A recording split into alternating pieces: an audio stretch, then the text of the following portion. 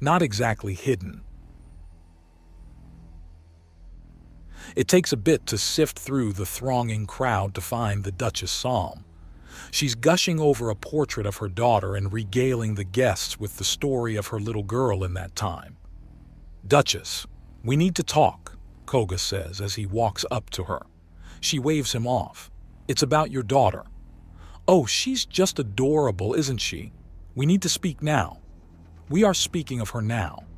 In private, so that there's less drama." "Oh, darling, there's nothing I'm ashamed about when it comes to my daughter.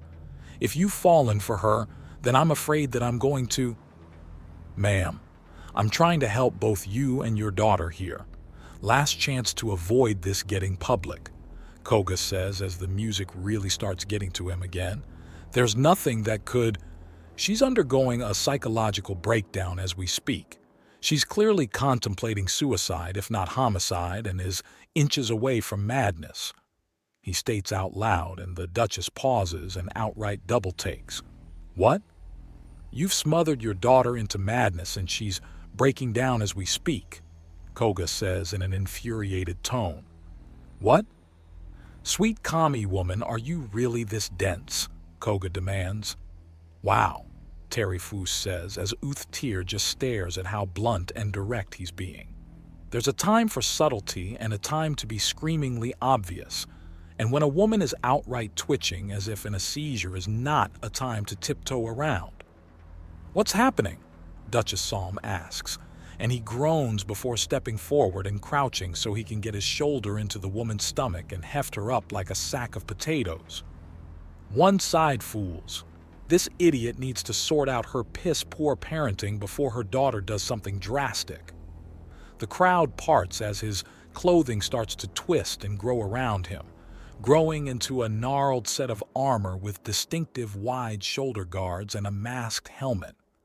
Going from noble dress to full-on wildwood samurai in moments, there are whispers all around, with sorcerer being one of the most recurrent words, as Duchess Psalm is seemingly stunned and shocked as he marches through the hall and into the garden. The walls of the hedge maze part in front of him, and he has a clear path to just next to where Alara Psalm is freaking out. He sets down Duchess Psalm and grabs her around the mouth before she can speak. By sheer reflex, blue warfire flecked with green coats his hand, but the vines of the forest have already formed a protective gauntlet, and the flames die with ease as the gauntlet only grows stronger from the heat. "Listen, you idiot, listen and watch," he commands her as he pulls his gauntlet away and points as the leaves part. They're behind where Alara Psalm is freaking out, and she's turned away from them. Duchess Psalm's eyes go so wide, Koga's surprised they don't outright fall out. "This might be your only chance to make it right with her," he whispers to her and then pulls off the vines. "Work whatever magic you've got, but for the love of God, woman, listen to your daughter. Actually, listen, or you might lose her forever."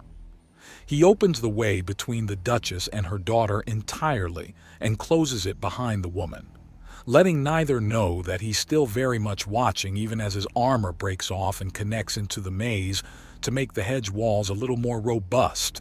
The path closes behind him, but he pauses as Alara Psalm flinches away from her mother.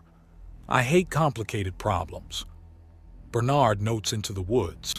"I don't mind a good puzzle now and then, but this is just a mess." Brinchar adds, "Is this really our business?" Morgarkun sends into the link. "This is a family drama between mother and daughter." "Maybe it is, maybe it isn't," Dale considers. "However, it was made our business when one of our own was led into that hedge maze. Indeed, the daughter tried to call for help and lost the courage for even that, which means it's even more important that we give her that help." Imigar adds in.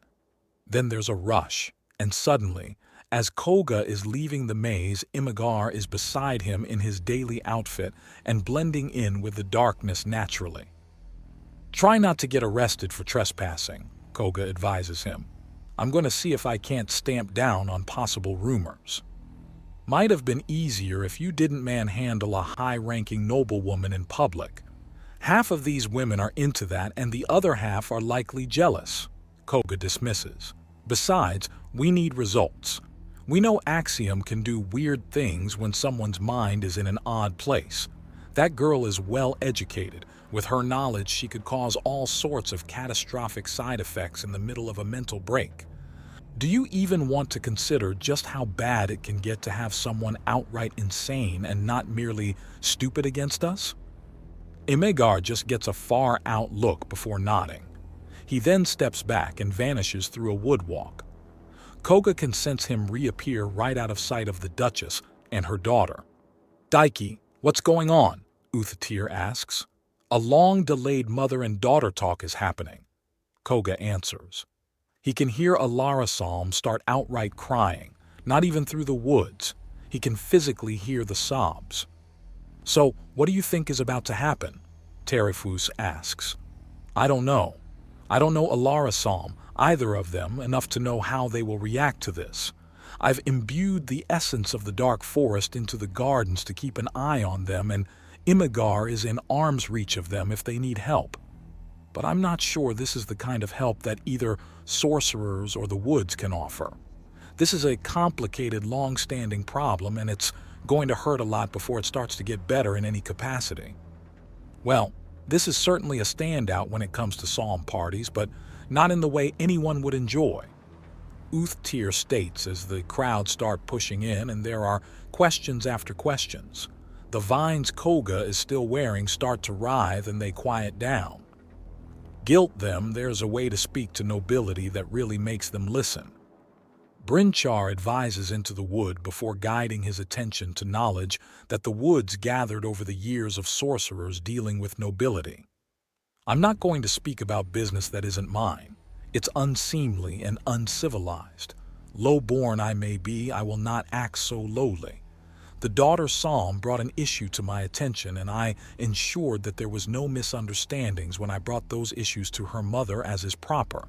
Now please, stop crowding me like scavengers around a cadaver." He says stiffly, and like magic the crowd parts and gives a respectful distance. How much does the forest know?" Uthtir asks. "A lot. Every sorcerer that has ever been has contributed to its knowledge and power. Knowledge and power it freely shares with all its sorcerers." Koga answers before he looks towards the maze as things start to shift in the weeping, and they start actually talking.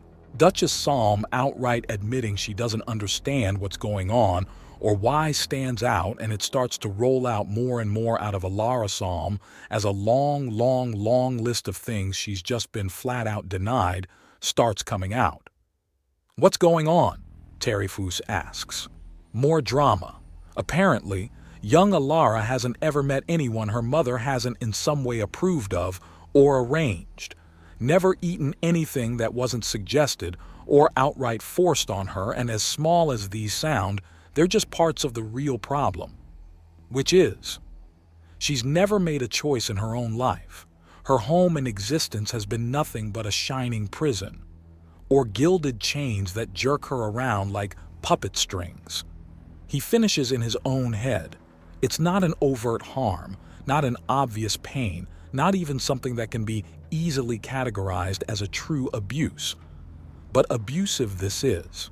He winces as what's likely the first honest conversation between mother and daughter suddenly has Alara Psalm rip some gems out of her hair and pulling out a lock in the process as she tries to emphasize at how much she'd rather be any of her siblings because they get to at least dress themselves and be themselves. "Is it getting worse?" Uthtir asks as she notes Koga's reaction. "It's going to get worse before it gets better. There's a long history of slowly building resentment and bitterness coming out. Alara the Younger is currently starting into how she's just Alara the Younger and doesn't even have her own name compared to her siblings." Koga all but whispers to her, "Oh no." Suffice to say, the fun part of the party is likely over, although thankfully the musicians seem baffled on what to do and aren't kicking up the cacophony again. "Oh really, Koga? Is now the time to joke about that?" Uthtir demands. Well, some humor to lighten up the situation would help.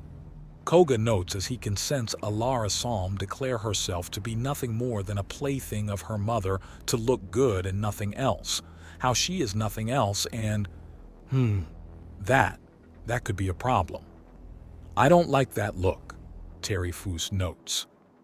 Things are going into unexpected directions, Koga says as he senses the woods reach out only to get blocked over and over again as Alara instinctively puts up defenses that sorcerers have to drop. Bryn Char and Dare Char are suddenly in the maze and just on the other side of a hedge wall.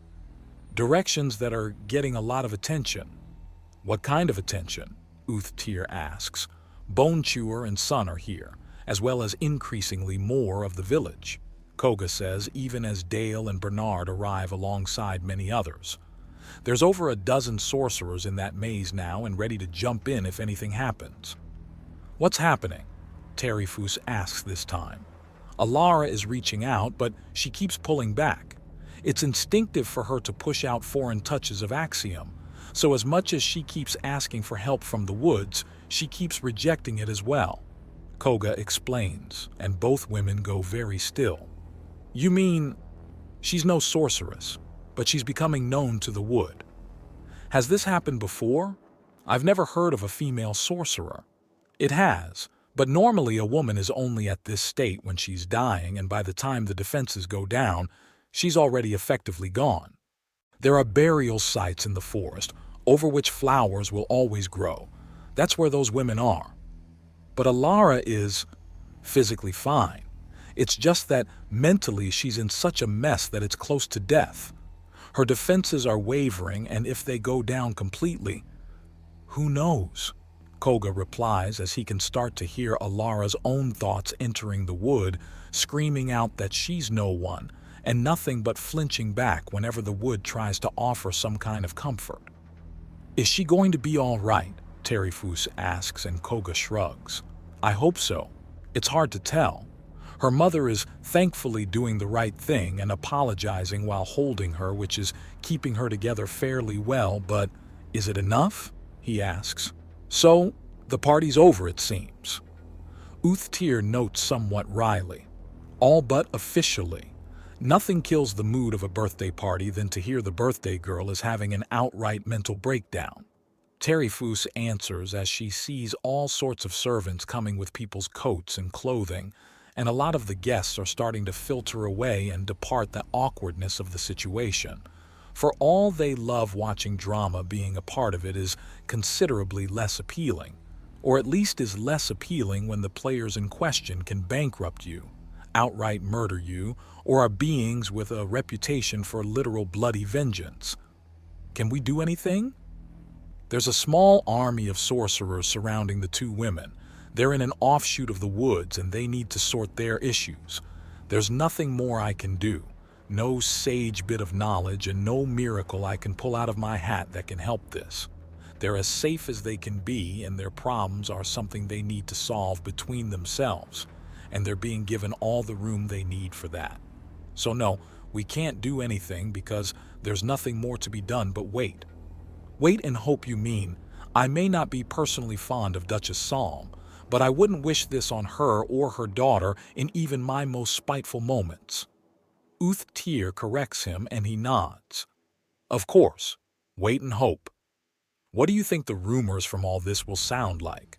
Terry Foose asks and Koga snorts. Oh, probably something insane, that's for sure.